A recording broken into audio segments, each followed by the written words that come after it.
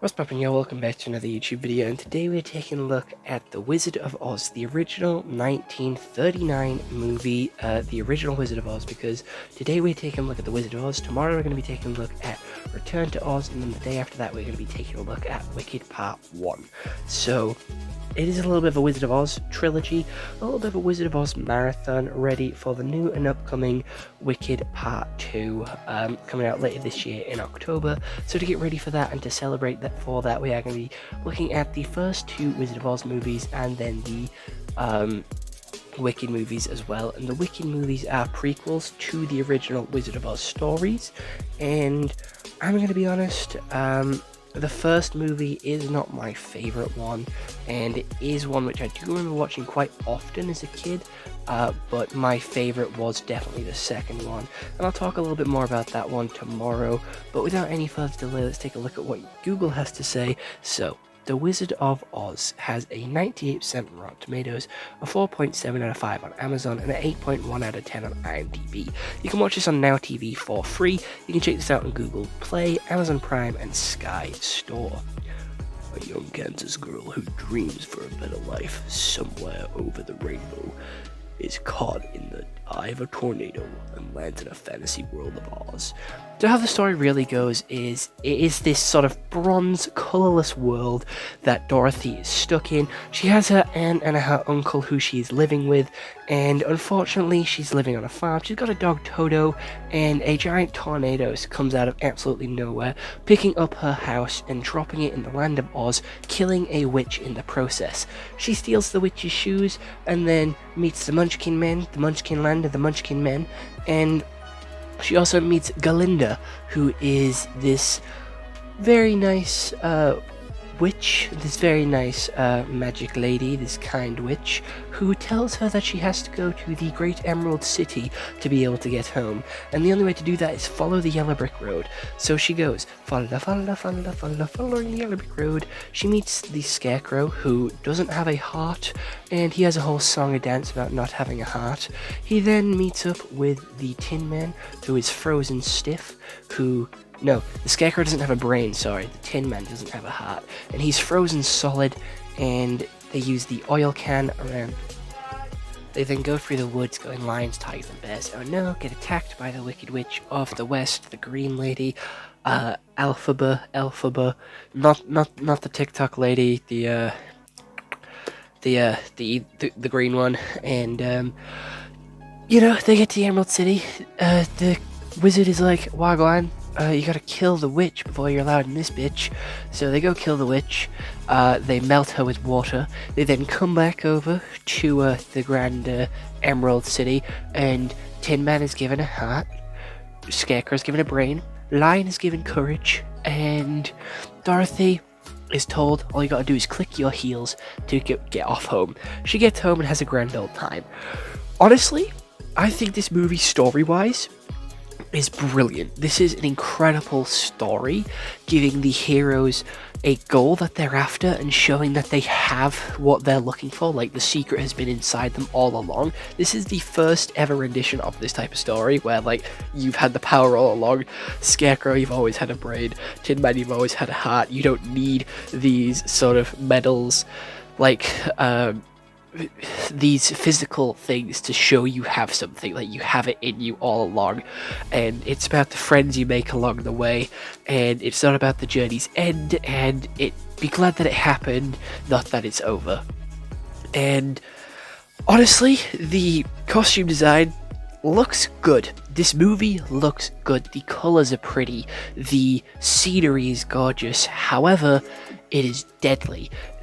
There is asbestos raining down to make them all fall asleep in the flower fields, which actually affected the actors' lungs, and I do believe, unfortunately, led them to a little bit of an early passing, which is extremely unfortunate. And the paint on the Tin Man's face and the witch's face, I do believe, stained their skin and also had lead in it, which led to lead poisoning and also led them to an early passing, which is unfortunate. So the whole making of this film was not really that good. There was some definitely missteps and definitely some things which weren't correct. I'm not sure if they knew about the science of asbestos or stuff like that. I'm not too well versed in sort of Hollywood history, but it is unfortunate that some of these actors did have an early passing because of this one film. However, this one film is extremely influential in terms of other movies and recent movies, just because of how absolutely crazy and sort of experimental and sort of wide range that it tried to capture. I do believe it was one of the first movies to be fully shot with color, and it was that transition into color which was extremely fucking cool. The physical and sort of like magical effects, like I don't know how they did it back then. Like I don't think they had very much CGI back in like 1938, 1939. So to get that tornado effect and to have the house floating, it's like camera tricks and stuff like that. So it was incredibly smart and incredibly revolutionary. And I do believe they had a little model house that they would like flick around. And I do believe Star Wars copied that as well. And it is really revolutionary because it made movies so much better and sort of led the path for movies and what to do and what not to do in the going future. It also had a really cool story with all these different characters. It's bright, it's vibrant, it's a really colourful world. It's well written, which introduces you to this new world and gives you a load of questions, and it doesn't give you all the answers straight away. Like, it doesn't explain why monkeys have wings, they just do. The monkeys just have the wings. That's part of this world's unique charm. It makes it different to the real world. It makes it magic, something to be excited about, something to explore, something to go look into, something that's not the dreary old Kansas that she's from. It is something different, something magical, very similar to like an Alice in Wonderland type situation where she's going to this magical new world and becomes the hero of that world, taking down the main villain, which is the Wicked Witch of the West, and going on and going forth to see what other good things that they can accomplish in this world. She makes 3 good friends, and their character designs are also pretty fucking cool.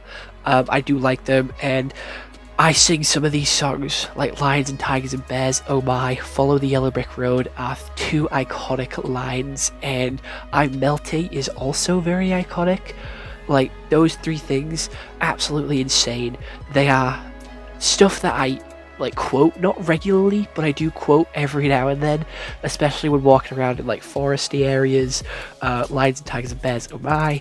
It is just so sort of like core memories, and like it sticks in your head. I don't know how it does it, but it is so memorable, so iconic, so eye-catching, and it even has a good twist, which is how the wizard isn't actually magical and doesn't actually have any magical powers. And that twist ending probably shocked a lot of people because no one expected it. They were hyping up this wizard all throughout the movie, and they just lore dropped that he wasn't actually magical and he didn't actually have any sort of magical capabilities. And that is a good twist ending, 'cause it's like one of the first of its kind, and sort of paved the way for other good twists, like Darth Vader to be Luke's father. Again, I'm making a lot of references to Star Wars because this does have a lot of sort of filmmaking elements that Star Wars also has.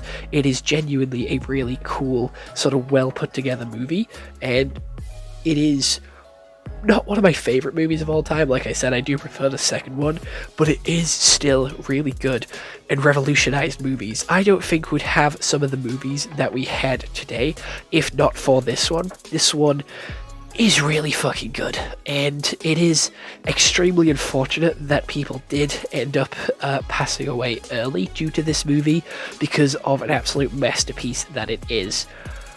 The acting isn't brilliant, but then again, it's like the 1939s. It's like the first of its kind in terms of sort of talking movie and color movie. It is genuinely insane how fast technology has moved and grown in just like 100 years. Like, technology has never moved this fast, and especially in like the 2000s, like technology boomed and fucking spread and absolutely zoomed forward, and it is insane. It is insane to look back at this and think about how differently movies are made now and how much technology has improved from way back when. But other than that, this movie is still goated in my opinion, and I am going to give it a solid 9 out of 10 because it is revolutionary and it is still a great movie that does hold up to this day. Other than that, I hope you all enjoyed this YouTube video. I'll see you all next one. Hope you all have an excellent day, and goodbye. Stay home and stay safe. Come back tomorrow when we take a look at the Return to Oz, because we will be returning to Oz. Yeah, that was a shit joke. That was a shit way to end the video. I do apologize. I'm trying to think of a better way to end this video off, but I really can't, so sorry.